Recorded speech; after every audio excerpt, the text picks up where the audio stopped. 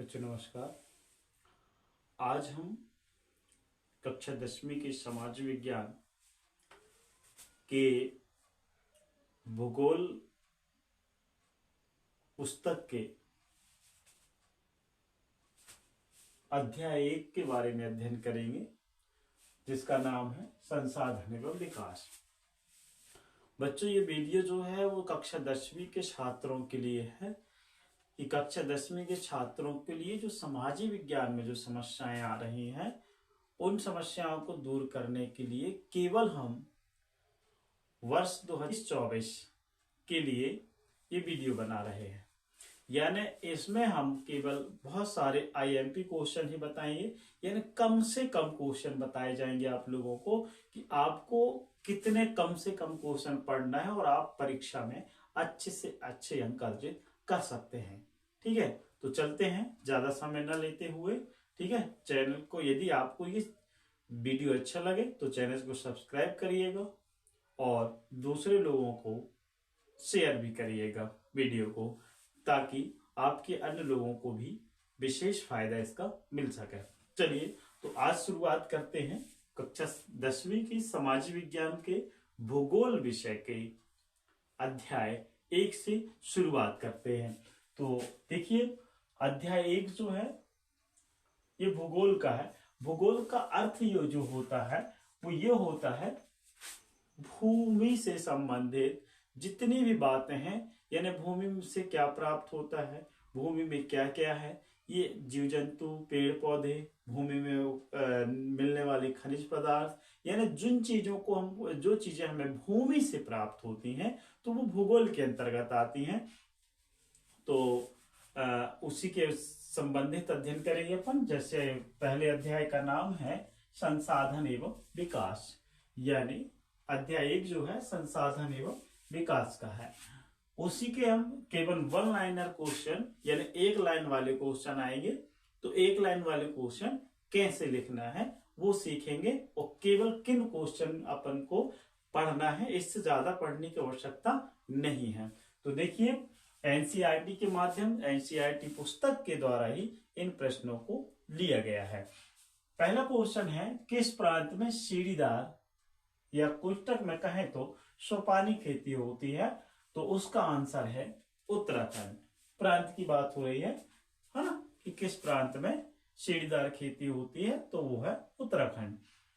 बच्चों, यदि हम बात करें कि सीढ़ीदार खेती है क्या, तो आपने देखा होगा जैसे अपन एक छत में चढ़ने के लिए सीढ़ियां बनी होती हैं, है ना, एक सीढ़ी के बाद दूसरी सीढ़ी, दूसरी सीढ़ी के बाद तीसरी सीढ़ी। इसी प्रकार से उत्तराखंड में एक खेती होती है, पर्वतीय क्षेत्रों में होती है, तो वो इसी टाइप की होती है कि थोड़ा सा जगह को समतल किया, वहां खेती कर दिया, उसके बाद उसके ऊपर थोड़ी फिर समतल किया, खेती कर दिया। इस प्रकार की खेती को सीढ़ीदार खेती कहते हैं। अगला क्वेश्चन है, किस राज्य में काली मृदा मुख्य रूप से पाई जाती है? यानी काली मृदा मुख्य रूप से पाई जाती है, तो आंसर है इसका महाराष्ट्र। काली मृदा का रंग जो होता है वो काला होता है, और ये कपास के लिए उपयुक्त होती है, और ये सबसे ज्यादा पाई जाती है महाराष्ट्र में। अगला प्रश्न है, भारत में कितने प्रतिशत भूभाग पर वनों का विस्तार है? आप लोग सभी जानते होंगे कि हमारे मध्य प्रदेश में भारत के सभी प्रदेशों से ज्यादा वन हैं, लेकिन यहाँ पूछा गया है कि भारत में कितने प्रतिशत भूभाग पर वनों का विस्तार है। तो भारत में जो वनों का विस्तार है वो है 33%। 3 और 3 33%, यानी इतने प्रतिशत पर वन है। और इसके बाद जो आपकी 67% बचता है वो हो गया, उसमें आपको नदी तालाब मिल जाएंगे, खेती किसानी के काम मिल जाएंगे, है ना। बाकी 33% पर क्या हो गया, आपका वन हो जाएंगे। उसके बाद पंजाब में भूमि निम्नीकरण का मुख्य कारण क्या है? यानी पंजाब में भूमि की उर्वरक क्षमता है वो कम हो रही है, उसका कारण क्या है? तो भूमि की पंजाब में निम्नीकरण का जो मुख्य कारण है वो है अधिक सिंचाई। अगले क्वेश्चन की तरफ बढ़ें तो अगला क्वेश्चन है, जो भूमि जोतने योग्य नहीं होती है उसे क्या कहते हैं। सीधी सी बात है कि जो भूमि जोतने योग्य नहीं है तो उस भूमि को क्या कहते हैं। तो जो भूमि जोतने योग्य नहीं होगी मतलब कंकड़ पत्थर होंगी, उपजाऊ नहीं होगी, है ना, तो ऐसी भूमि को बंजर भूमि कहा जाता है। कौन सी भूमि कहा जाता है, बंजर भूमि कहा जाता है। अगला क्वेश्चन है, काली मृदा को और किस नाम से जाना जाता है। तो जैसा कि काली मृदा को रेगर नाम से भी जाना जाता है, कपास भूमि भी, कपास मिट्टी भी इसको कहते हैं। तो ये बहुत ही महत्वपूर्ण क्वेश्चन है कि काली मृदा को और किस नाम से जाना जाता है। अगला क्वेश्चन है कि भारत का भौगोलिक क्षेत्रफल कितना है। बहुत ही महत्वपूर्ण क्वेश्चन है बच्चों ये, कि भारत का जो भौगोलिक क्षेत्रफल है वो कितना है। तो हम गिनेंगे कि ये है 32,87,263 वर्ग किलोमीटर। एक बार पुनः अपन देखेंगे इसको, 32,87,263 वर्ग किलोमीटर भारत का भौगोलिक क्षेत्रफल है। ठीक है, अगला क्वेश्चन करते हैं कि भारत में सर्वाधिक विस्तार किस मृदा का है। तो मृदा का मिलता है, तो भारत में सर्वाधिक विस्तार जो मिलता है वो जलोढ़ मृदा का मिलता है। अब ये जलोढ़ मृदा है क्या, तो जलोढ़ मृदा नदियों के पानी के माध्यम से बहाकर लाई गई मिट्टी जो फिर बाद में पुनः जमा होती है, ऐसी मृदा को जलोढ़ मृदा कहते हैं। यानी जल से बहाकर लाई गई मिट्टी को ही जलोढ़ मिट्टी कहते हैं। ठीक है ना। तो अगला क्वेश्चन है, उत्पत्ति के आधार पर संसाधन कितने प्रकार के होते हैं।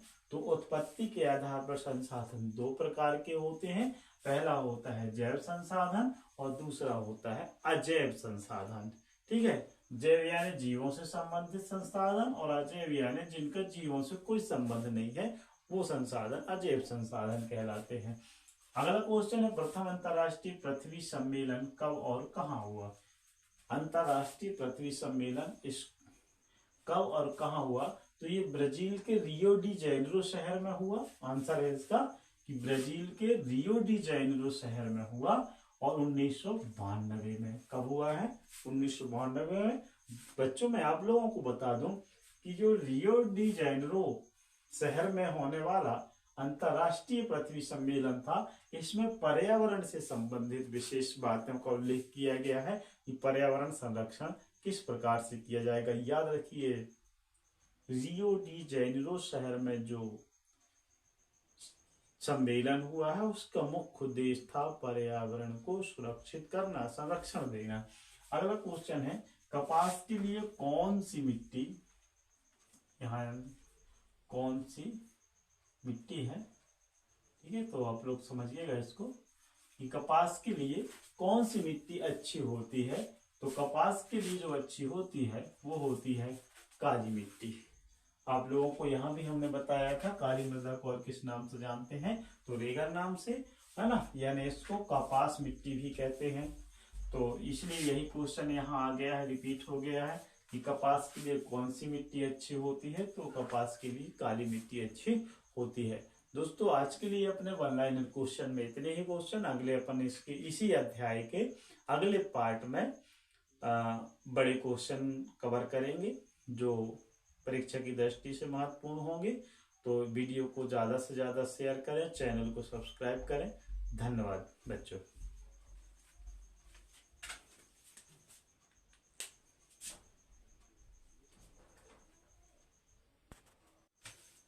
बच्चों अब हम आगे अध्याय 1 के ही संसाधन एवं विकास के कुछ बड़े क्वेश्चन की ओर बढ़ेंगे। बड़े क्वेश्चन वो होंगे कि जो 2 अंक के होते हैं, है ना। तो 2 अंक के क्वेश्चन की ओर बढ़ते हैं। तो देखिए पहला क्वेश्चन है कि संसाधन किसे कहते हैं। सीधी सी बात है, आंसर देखते हैं इसका। पर्यावरण में उपलब्ध प्रत्येक वस्तु जो हमारी आवश्यकताओं को पूरा करने में प्रयोग की जाती हैं उसे संसाधन कहते हैं। यानी पर्यावरण किसको कहते हैं, जो हमें चारों ओर से घेरा हुआ है। तो हमारे चारों ओर से मतलब जो पर्यावरण में जितनी भी वस्तुएं हैं और जिन वस्तुओं के द्वारा हमारी जिन वस्तुओं को हम अपनी आवश्यकताओं को पूरा करने में प्रयोग करते हैं उन सभी को हम संसाधन कहते हैं। उदाहरण के तौर पर हमारी ये पेंसिल है, ये पेन है, इसका उपयोग हम लिखने में कर रहे हैं और जब हम इसका उपयोग लिखने में कर रहे हैं तो ये हमारे लिए एक संसाधन है। उसी प्रकार से आपकी ये पुस्तक है, इसका उपयोग आप पढ़ने में कर रहे हैं तो ये भी एक संसाधन है। एक मनुष्य दूसरे मनुष्य का साथ देता है, किसी मनुष्य को साथ की आवश्यकता है और वो उसका साथ देता है, तो वो जो व्यक्ति जो मनुष्य दूसरे मनुष्य का साथ देता है तो साथ देने वाला मनुष्य एक संसाधन है। सीधी सी बात यह है कि प्रकृति पर्यावरण में जितनी भी वस्तुएं उपलब्ध हैं और जिनसे आवश्यकताओं को पूरा करने में प्रयोग की जाती हैं उन्हीं को हम संसाधन कहते हैं। एक शब्द में और हम ये कह सकते हैं कि संसाधन यातायात के संसाधन भी होते हैं, यानी आवश्यकताओं को पूरा करने वाली वस्तुओं को ही संसाधन कहते हैं। ठीक है, आगे अपना क्वेश्चन चलते हैं, मृदा अपरदन किसे कहते हैं। प्रश्न दूसरा है कि मृदा अपरदन किससे कहते हैं। मृदा का अर्थ होता है मिट्टी, मृदा का अर्थ क्या होता है, मिट्टी। अपरदन किसे कहते हैं, मृदा के कटाव। अब यह देखिए क्वेश्चन आंसर में लिखा है मृदा के कटाव एवं बहाव की प्रक्रिया को मृदा अपरदन कहते हैं। यानी मिट्टी का जो कटाव है एवं बहाव है उसी को मृदा अपरदन कहते हैं।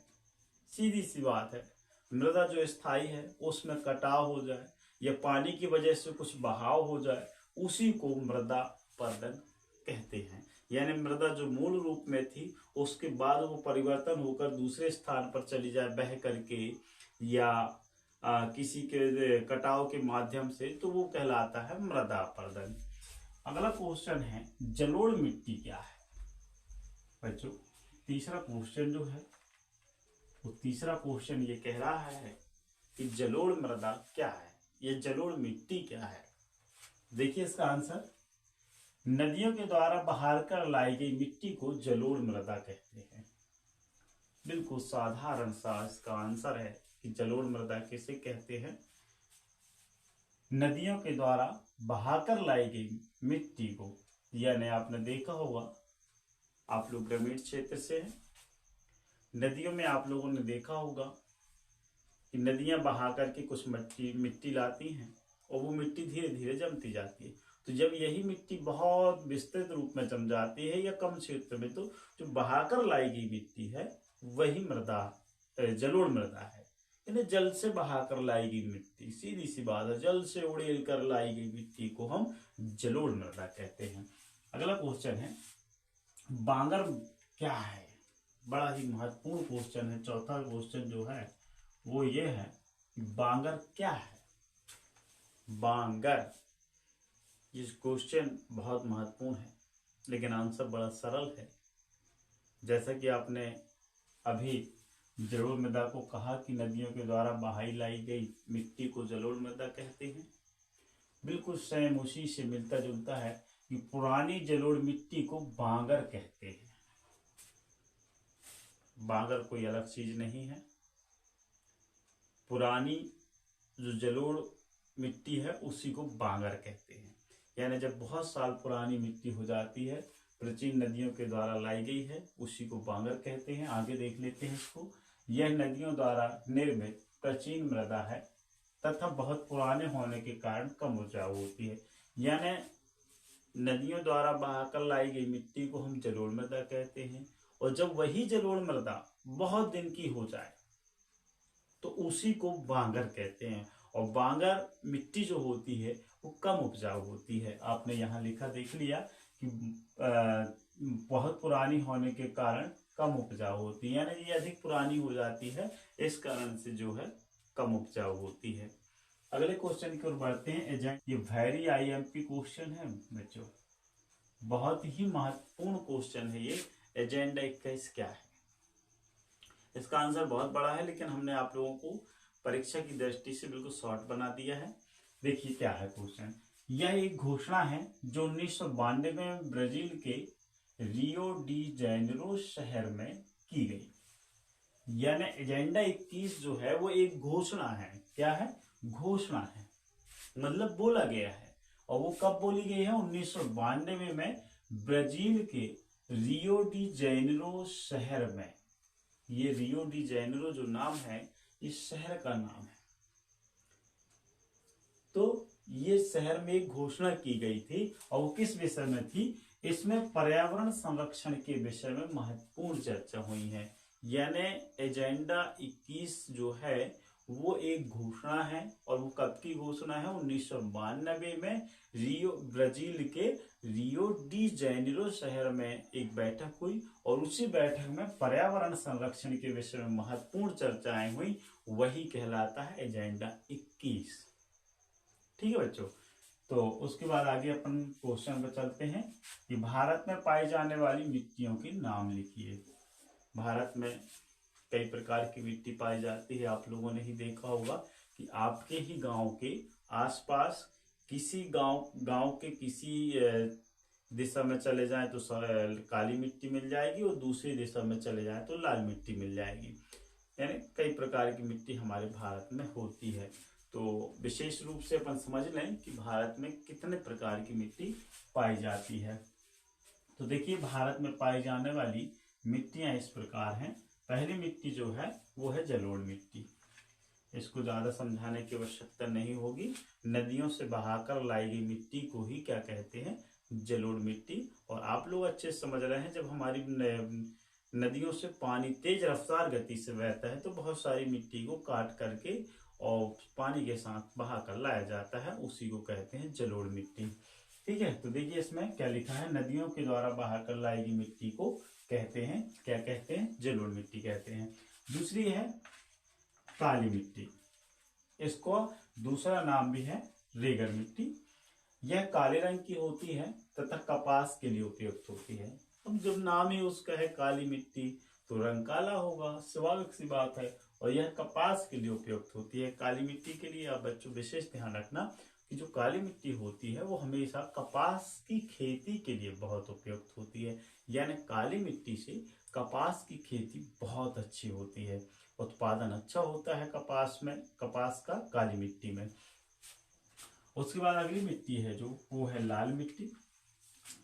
बच्चों यह लाल, पीली आदि रंगों की होती है जो कम उपजाऊ होती है। तीसरी मिट्टी है भारत की कि लाल मिट्टी है। और यह लाल मिट्टी जो होती है लाल, पीली आदि रंगों की भी होती है और यह कम उपजाऊ होती है। यानी लाल मिट्टी ज्यादा उपजाऊ नहीं होती है। अगला क्वेश्चन है अगला प्रकार है मरुस्थलीय मिट्टी। यह कक्ष के रन की ओर से उड़कर भारत के पश्चिमी शुष्क प्रदेश में जमा हुई। यानी सीधी सी बात है कि मरुस्थल यानी रेतीली मिट्टी को मरुस्थलीय यानी कक्ष के रन की ओर से उड़ करके ये भारत के पश्चिमी शुष्क प्रदेश में जमा होते। यानी ये जो मिट्टी होती है वो शुष्क प्रदेशों में पाई जाती है, जहां बहुत कम पानी गिरता है तो वहां रेत ही रेत अधिक हो जाती है, इसलिए इसको कहते हैं मरुस्थलीय मिट्टी। अगला जो प्रकार है मिट्टी का वो है पर्वतीय मिट्टी। देखिए यह हिमालय पर्वत की श्रेणियों में पाई जाती है। यह जो पर्वतीय मिट्टी, स्वाभाविक सी बात है तो उसका नाम ही है पर्वतीय मिट्टी। तो पर्वतीय मिट्टी मैदानों में तो मिलेगी नहीं, कहाँ मिलेगी? पर्वतों में। तो इसलिए हिमालय पर्वतीय श्रेणियों में, हिमालय की पर्वत श्रेणियों में पाई जाती है। तो आज के लिए इतना ही बच्चों। चैनल को सब्सक्राइब करें, वीडियो को ज्यादा से ज्यादा लाइक करें और शेयर करें। और आप याद रखिएगा ये क्वेश्चन आपको वर्ष 2023-24 मध्य प्रदेश बोर्ड परीक्षा कक्षा 10वीं के हिसाब से बनाए गए हैं। यदि आप इनको पढ़ लेंगे, 2-3 बार देख लेंगे तो निश्चित ही आपसे ये सब बन जाएंगे।